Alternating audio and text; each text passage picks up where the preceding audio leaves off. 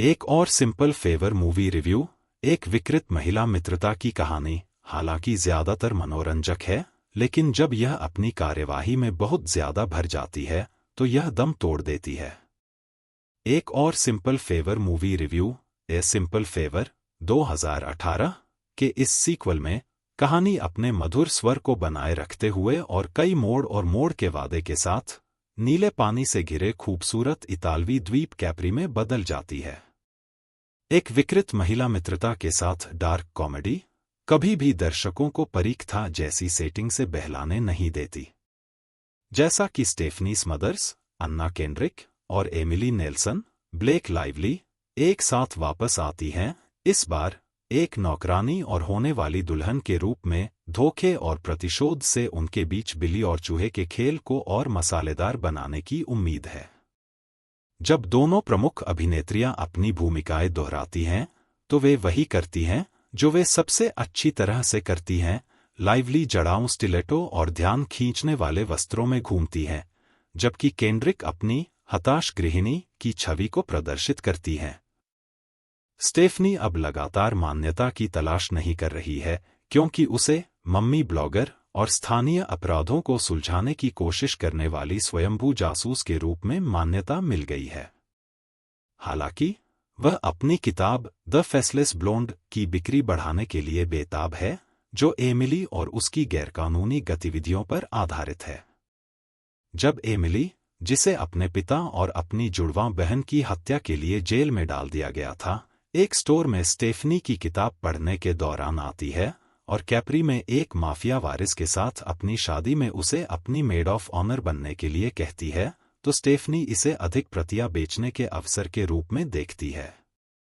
वह अपने पसंदीदा विषय एमिली पर आधारित एक और किताब लिखने की संभावना भी देखती है, भले ही उसे संदेह है कि एमिली उसके खिलाफ बदला लेने की योजना बना रही है।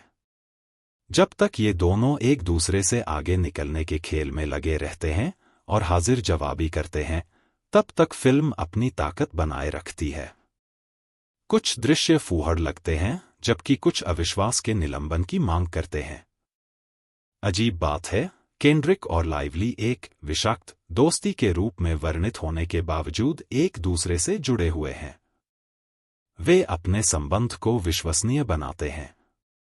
उनके दोनों पात्र कुछ विचित्र करने और कथा में एक मोड़ लाने में सक्षम हैं।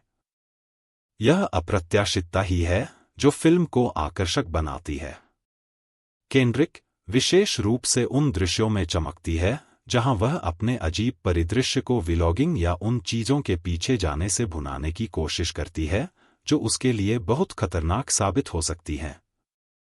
लाइवली के अभिनय ने एमिली की चालाकी को सामने लाया है, जबकि उसका फैशन गेम शीर्ष पायदान पर है।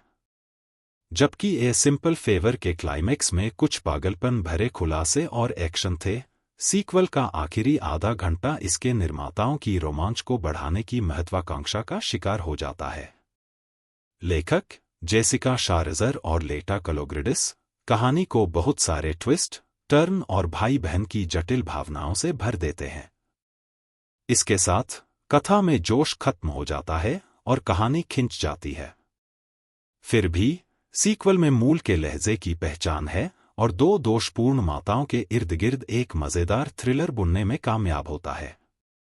यह महिलाओं को मतलबी, चालाक, खतरनाक होने के साथ साथ प्यार करने वाली और देखभाल करने वाली भी बनाता है।